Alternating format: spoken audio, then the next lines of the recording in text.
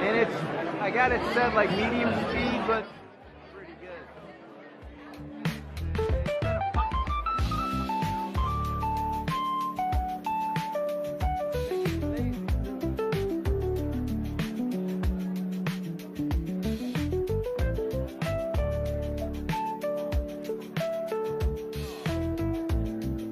Yeah, you gotta trust me, Kyle.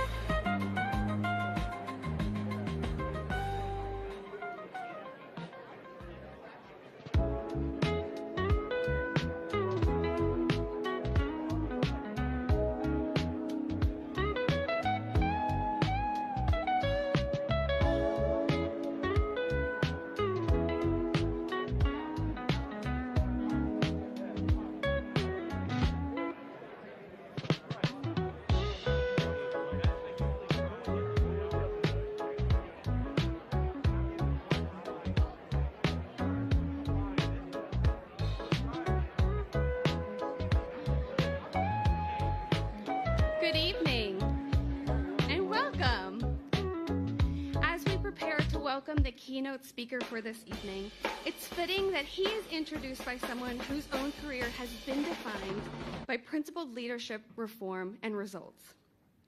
Governor Martin O'Malley has served at every level of government, from transforming Baltimore as mayor, to leading Maryland as governor, to overseeing and strengthening the Social Security Administration at a pivotal moment in history. But beyond the metrics, Governor O'Malley brings something rare, a fierce belief that government can and must serve the people, especially the most vulnerable among us. As chair of Accord's advisory board and as a national leader who shares a deep commitment to equity, access, and justice, he stands uniquely positioned to introduce a president who has spent his life advancing these very ideas. So please join me in welcoming Governor Martin O'Malley.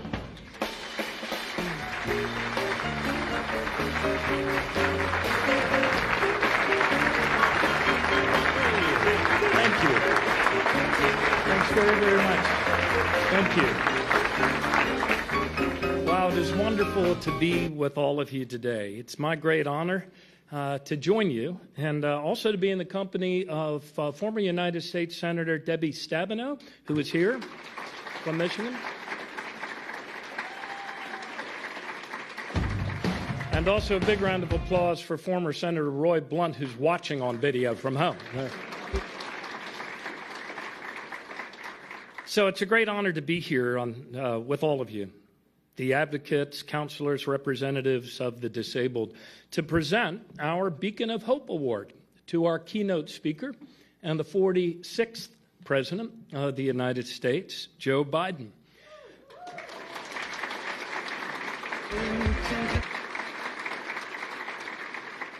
As soon as he was elected, President Biden quickly and decisively led our country out of the pandemic and into the strongest economic recovery of any country in the developed world, creating 16 million jobs in just 4 years, more than any other president in American history.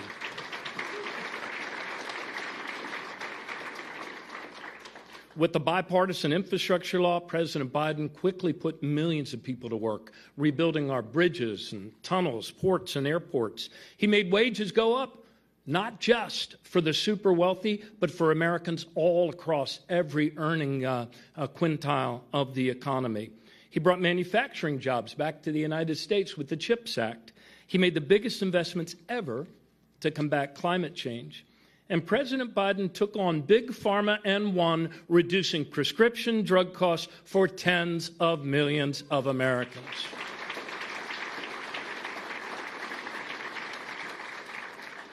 In fact, President Biden built such a strong economy that it has taken a great act of economic self-sabotage to hurt it. But all of you here, all of you that are counselors, all of you that are lawyers and representatives know better than most that on a deeper level, whether it was as a lawyer or as a senator or as President of the United States, Joe Biden has always fought for the dignity of every person. Perhaps that's why Social Security has always been at the forefront of Joe Biden's mind and why his defense of Social Security has always come from the bottom of his Irish-American heart. The dignity of every person, the dignity of work, the dignity of every child's home, the dignity of a compassionate and caring people who would freely choose to heal the sick, to feed the hungry, to care for widows and orphans, for those in the dawn of life and those in the dusk of life. Every soul. For 90 years, without ever missing a monthly benefit payment, this has been the mission of the Social Security Administration of the United States and of America. And yet, when the president asked me to lead the agency, it was not because things were going well.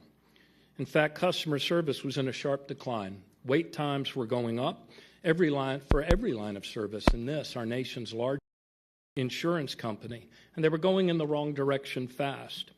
You see, over the prior 7 years, Congress had reduced staffing at the agency to a 50-year low, even as baby boomers of my generation swelled the ranks to a new all-time high every day. But thanks to President Biden's leadership and support, the hardworking men and women of Social Security in just 1 year turned around almost every single service metric in delivering for the American people, and they got the agency moving in a much better direction.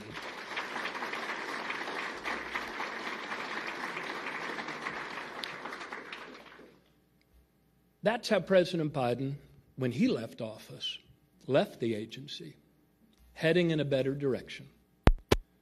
But now so many of those gains have been wiped out. And in just 45 days, Trump and Musk have gutted the Social Security Administration with a chainsaw. The largest exodus of staff the agency has ever suffered. And make no mistake about it, it's the American people who are feeling it. They'll feel the pain in the additional wait times.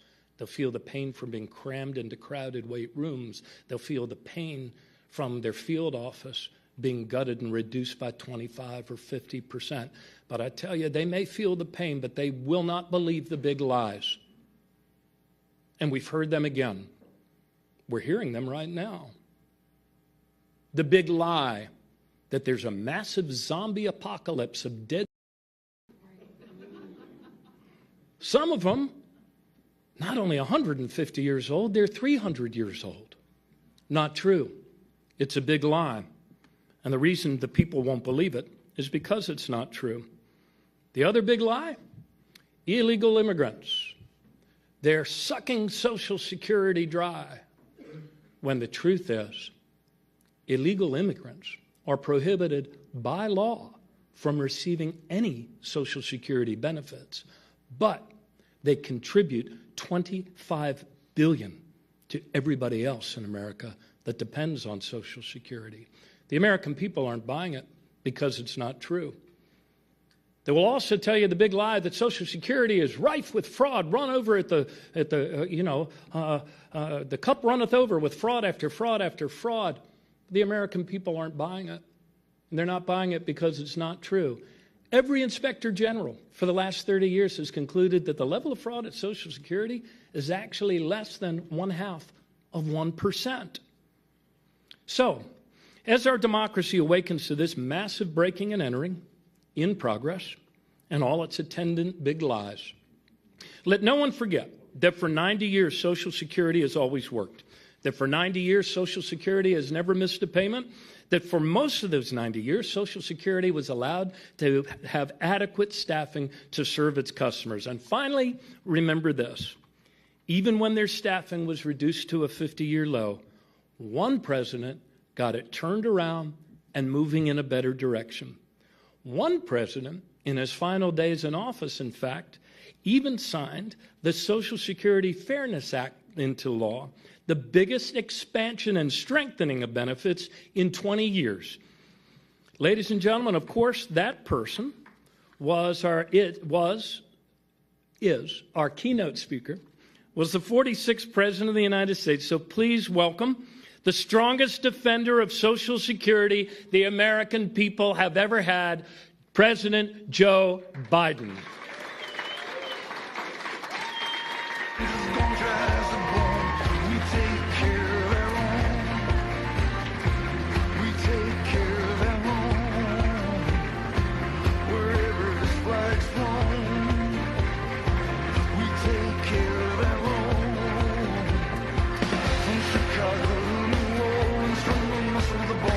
Thank you, thank you. So good to be here.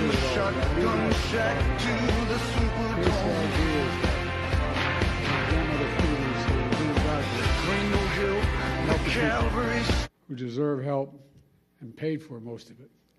You know, my great friend, he is a great friend, Governor O'Malley. My dad, the Biden family, started off in Baltimore. They don't say Baltimore, it's Baltimore. In Baltimore. And, but we've been friends for a long time. And I just want to say at the outset, if you ever want anybody on your team, whether it's an athletic team, whether you're in a battle, whether it's a political team, whether it's a team just trying to help, you want O'Malley. the guy has guts. No, I mean it sincerely. He not only has political courage, he has physical courage. He's across the board. If ever want anybody standing next to me, I want O'Malley there with me. And I mean that sincerely. It really matters.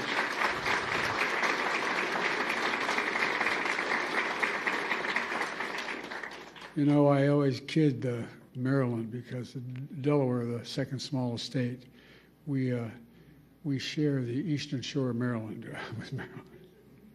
But we're close friends. And folks, you know, it's no surprise that he did a hell of a job when I asked him to be commissioner of the Social Security. And the reason I did that is not an ordinary transition for a governor. But I knew, I mean this from the bottom of my heart, I knew we needed someone with some guts, some toughness, who'd fight for every single penny that it needed, that would try to restore the integrity of the system. And to everyone here today, I want to thank you, all of you, very much for this award. It means a great deal to me coming from you. And I mean that sincerely. It means a great deal. You're in the front lines every single day. You're helping, you're advocating for your fellow Americans, Americans with disability. It's a big deal. We talk about what happened in the physical side of it if we didn't have Social Security. Think of what the psychic calm gives so many people who just don't know where to go, don't know how to traverse what needs to be done, or alone. Last fall, on the White House lawn, we celebrated the anniversary of the Americans with Disabilities Act. As a United States Senator 400 years ago, I was looking back on it. God almighty, I've been doing this 50 years. It's hell turning 40 years old, anyway. But back in the year 1990, I was the co-sponsor of the Americans with Disabilities Act as a United States Senator. In my view, and I suspect many of you, it was one of the most consequential civil rights laws in American history. That's what got me involved in politics in the first place. Delaware, like Maryland, was one of those states, it was a slave state. We had all the vestiges of what was going on back in the day. We were one of those states that still, I remember moving from Scranton, Pennsylvania down to Wilmington, Delaware, and Cole died. My dad moved back to where we could get a job. And I remember I pulled into, my mom would drive us on the Philadelphia Pike connecting Wilmington and Philadelphia. And we lived in an apartment complex. And she'd drive us it was only about half a mile to Holy Rosary School in Claymont. But it was so dangerous, she wouldn't let us walk up because of access road. I remember pulling into the parking lot. And I had never seen hardly any black people in Scranton at the time and I was only going in 4th grade. And I remember seeing the kids going by at the time called colored kids on a bus going by. They never turned right to go to Claymont High School. I wondered why. I asked my mom, why? So in Delaware, they're not allowed to go to school, in public school, with white kids, honey. That sparked my sense of outrage as a kid, just like it does. I mean, and these young kids right here can tell you things affect them when they learn about something that's really just unfair and unjust.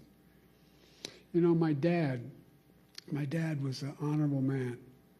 And my dad used to have an expression. He said, Joey, your job's about a lot more than a paycheck. It's about your dignity. It's about respect. It's about being able to look your kid in the eye and say, honey, it's going to be okay, and mean it. Well, that's what you're all about. That's what the legislation's about. It's about dignity. Simple dignity. Everyone deserves to be treated with dignity, regardless of their standing, regardless of their economic situation, regardless of who they are. Making sure that more than 60 million Americans who are living with disabilities are treated with dignity is who we are as Americans. That's what it's about. I mean it. Dignity at work, at school, in their communities, in every corner of American life. Laws like the ADA need advocates like you. You're the ones that keep it going, God love you. You fight like hell every single day to make sure the law is respected and your clients' rights are protected. So from the bottom of my heart, I mean this. I give you my word as a Biden. From the bottom of my heart, I say thank you. Thank you for what you're doing. Thank you for your commitment to the dignity of all Americans, because that's what ultimately this is about. Folks, today I want to talk to you about an issue that's front and center right now for millions of Americans, Social Security. You know, some of you may know the Democrats have declared today the Save Social Security National Action Day, National Day of Action, I should say. We know just how much Social Security matters to people's lives. Everyone in this room fights for people with disabilities who rely on Social Security to survive. To survive. Not just the physical side, it's the mental side. It's the mental side. You make sure folks get the benefits they earn after a lifetime of hard work. The work they do is more than just a profession, what you do. It's a calling. It's not just a profession. And Social Security is more than a government program. It's a sacred promise. We made it a sacred promise. 73 million Americans receive Social Security. From their first paycheck for their entire life, they pay into Social Security. And in return, they count on Social Security to be for them when they're going to need it.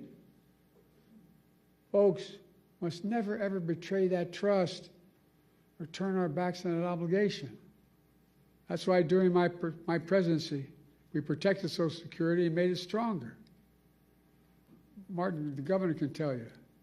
We came into office, Social Security Administration had its lowest staffing, she referenced it, lowest staffing levels in 50 years. And demand was going through the roof because of my generation and the baby boom generation reaching the retirement age. So the demands on Social Security increased significantly. Our administration secured nearly $2 billion to reduce the backlogs and improve customer service. We slashed wait times for folks in need who are calling the 1-800 number. We got it down to under 13 minutes. It used to be 3 times that long when we took office. We made it easier for people to get help with their claims online. Reduced how long it takes to review a case. We fixed the appeal system to make it uniform in all 50 states, which made a difference. We strengthened the anti-fraud measures to protect people's identities and to make sure benefits are going to people who actually they belong to. By the way, those 300-year-old folk getting that Social Security, I want to meet them because I like to figure out how they live that. Hell of a thing, man. I'm looking for longevity because it's hell when you turn 40 years old. But as a result, by the time we left office, we had improved every single line of customer service, from applying for disability to filing an appeal to reporting fraud. It all became more efficient and more effective. And I'll bet it made your jobs easier, too, in the process. Now, these achievements may not sound so glamorous to most people, but you know, they're absolutely essential.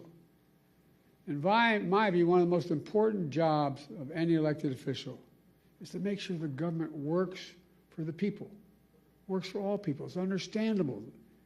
They can understand what it is. And then we keep our promises to the people, to all the people. That's exactly what we did, thanks to all of you. I also signed into law the Social Security Fairness Act. That act eliminated 2 unfair rules so public employees wouldn't get shortchanged. The government pension offset and the windfall elimination provision can never come in ever again.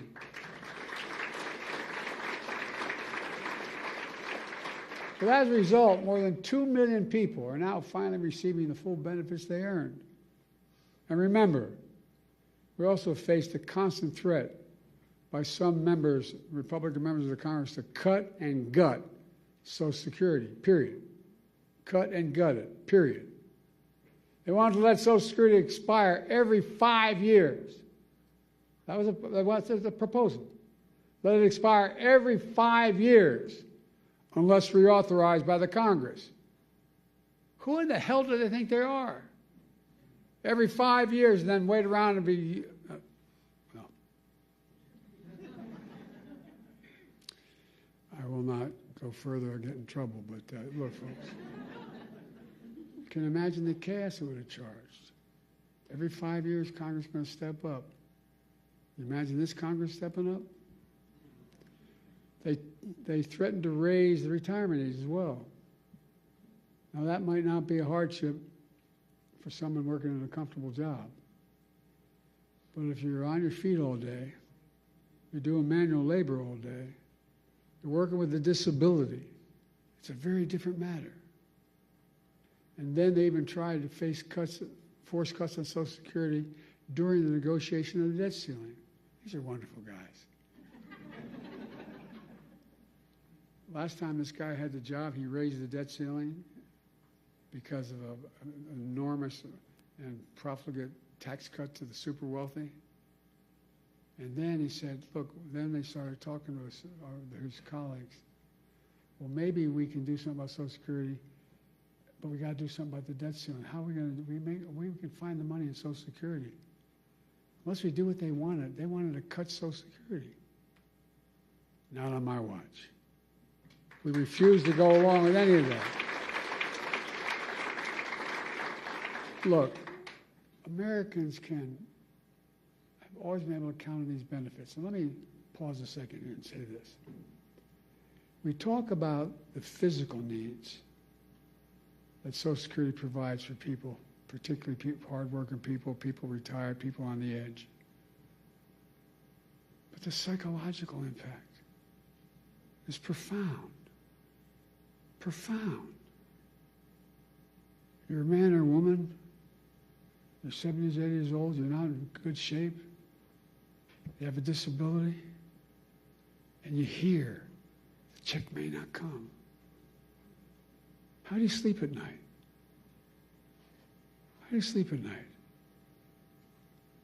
We lived up in Wilmington in a 3-bedroom split-level home in a new development, 40 homes, with 4 kids and a grandpop living with us. And I remember our headboard was near my dad's and mom's room. And you could tell when Dad was restless. I remember asking one night my mom, what's the matter with Dad? The next morning, she has found out that we're not going to provide insurance anymore where he works.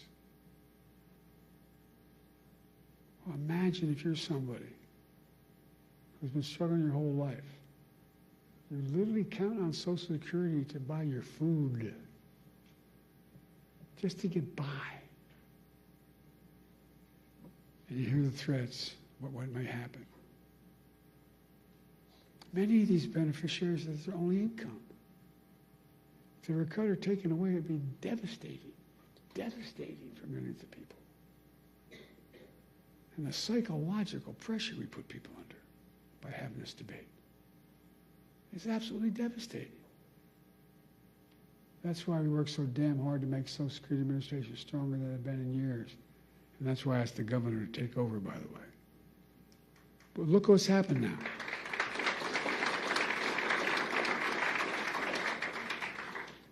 Fewer than 100 days, this new administration has made done so much damage and so much destruction. It's kind of breathtaking it could happen that soon. They've taken a hatchet to the Social Security Administration, pushing an additional 7,000 employees, 7,000 out the door in that time, including the most seasoned career officials. Now they're getting ready to push thousands more out the door. Already we can see the effects. For example, thousands of people use the Social Security website every single day to check on their benefits and submit their claims. But now, the technology division of Social Security Administration has been cut in half. And so the website's crashing. People can't sign on to their accounts. What do you think it does to that woman's living alone at 74 years checking, just not able to even find out whether she can't even find out with that disability claim that she has. She can't file a new disability claim. And a lot of these people are being told incorrectly that their benefits have ended. Folks, imagine the panic that causes if you're a retiree living alone with only Social Security to depend upon. So now people are overwhelming the phone lines. They're showing up at the local Social Security office, tearful and frantic, and told, "Do you have an appointment?" In that tone, by the way. I can give you a personal example if I'm not going to, though. To cap it all off, serious people are now generally concerned for the first time in history, for the first and only time in history, that Social Security benefits may be delayed or interrupted. Folks, let's put this in perspective. In the 90 years since Franklin Roosevelt created the Social Security system, people have always gotten their Social Security checks. They've gotten them during wartime, during recessions, during a pandemic. No matter what, they got them. But now, for the first time ever, that might change. It would be a calamity for millions of families, millions of people. The current Secretary of Commerce doesn't seem to get it. Or based on his comments, he doesn't seem to even care. Many of you saw what he said the other day. And by the way, he's a billionaire. God love him, as my mother would say. Paying 8.5% in taxes. Anyway. Billionaires don't know what he's paying. But when he talked about the possibility of the Social Security checks not going out this month, he shrugged it off. Here's what he said. He said his 94-year-old mother-in-law wouldn't complain, wouldn't bother her. She's probably a lovely woman. No kidding. Her son-in-law is a billionaire. What about that 94-year-old mother living all by herself? Doesn't have a billionaire in the family. Or all the retirees who depend on that monthly check to feed themselves. All those people with disabilities have no other source. What about all those people? That's who you fight for. So they should desperately need you. And folks, it's not just the Secretary of Commerce. We heard how others, empowered and emboldened by this administration, talk about Social Security. One of them called it a Ponzi scheme. A Ponzi scheme? What the hell are they talking about? People earn these benefits. They paid into that benefit. They rely on that benefit. And no one should take it away. You know, Franklin Roosevelt had a different view. He was president coming out of the Great Depression. He and all his colleagues saw great suffering, so much poverty.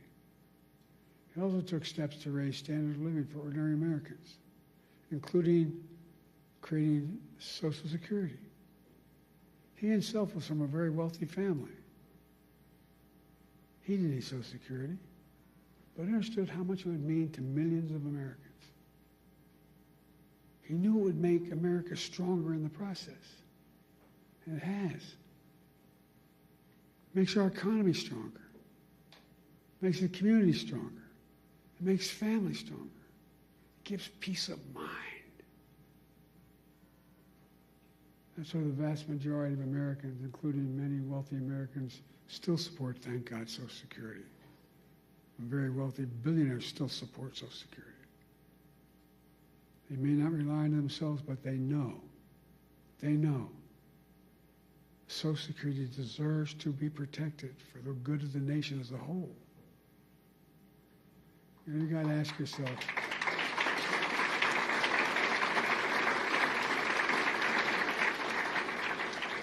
yourself, why is this happening? Why are these guys taking aim at Social Security now?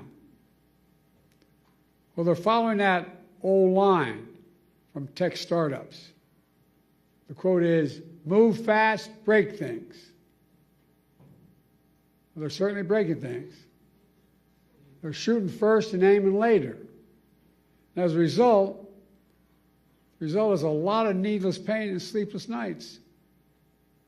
My friend Governor O'Malley knows what they're really up to. He says, and I love his quote, they want to wreck it so they can rob it. They want to wreck it so they can rob it. And why do they want to rob it? In order to deliver huge tax cuts to billionaires and big corporations and keep it going. They want to make permanent the 2017 tax cuts, which overwhelmingly benefited the wealthiest Americans and the biggest corporations. That's going to cost $5 trillion. Where are they going to get $5 trillion to pay for it, other than continue to run the deficit up? Well, where they always do, by running up the national debt, number one, and then by taking the money from someplace else. What are the two big pots of money out there in raw numbers? Social Security and Medicaid. Well, from other programs that people rely on and have paid into. Republicans, these guys are willing to hurt the middle class and the working class in order to deliver significant greater wealth to the already very wealthy. Who in the hell do they think they are? I really think I mean, just basic decency. Who do they think they are? I think anybody should go out. They can make $1 billion a year. They can, fine. Pay your fair share. You know what the average? We have 1,000 billionaires in America. You know the average federal tax they pay? 8.2%. Anybody want to trade that number? What you're paying? Folks, look. Let me close. I'm sorry to go on so long, but it's just, anyway. I grew up in Scranton, Pennsylvania as a kid, and then Claymont, Delaware. Middle-class towns, working-class towns. Places where people worked hard all their lives with the promise that they'd be able to retire someday with a little bit of dignity. Because they've been paying in a thing called Social Security since the very paycheck they ever earned. These people get knocked down every day, learn to get up. My dad's one expression, you get knocked down, just get up. Get up. They get up every day. The last thing they need from their government is deliberate cruelty. It's about people and neighbors across the country who look out for each other. You don't see empathy. They don't see it as a sign of weakness. They see empathy as a decent instinct. They don't see cruelty as a sign of strength. Social Security is about more than retirement accounts. It's about honoring a fundamental trust between government and people. It's about peace of mind for those who work their whole lives so they can rest assured they'll have a chance. They'll get back some of what they earned and what they deserve. But more than anything else, I mean this sincerely. And as my friend says, maybe it's the Irish of it in me, but it's about who we are as Americans. Who are we? What makes us distinct from the rest of the world?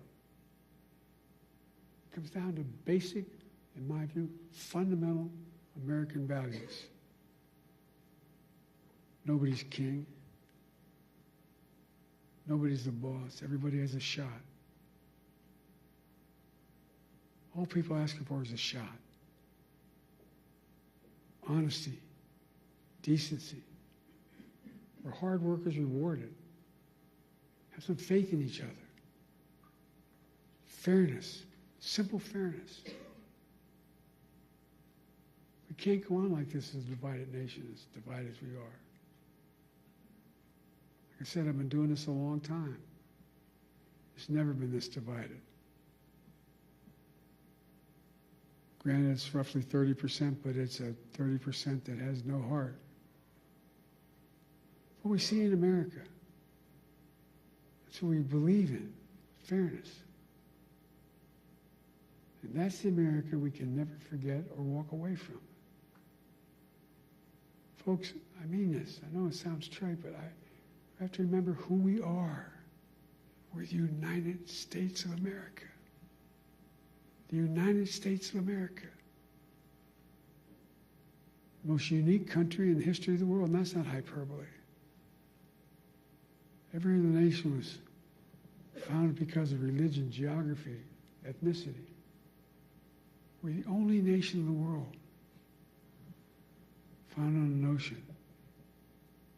We hold these truths to be self-evident, that all men and women are created equal, endowed by their Creator.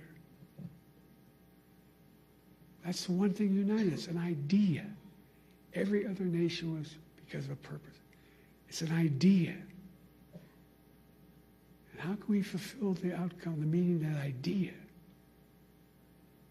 We walk away from just basic fundamental decency.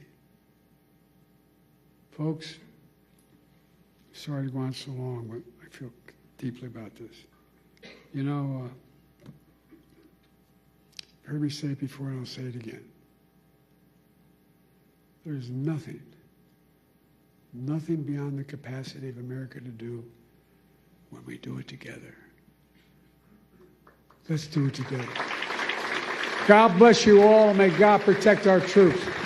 Thank you for what you do. And thank you for this wonderful award. Thank you.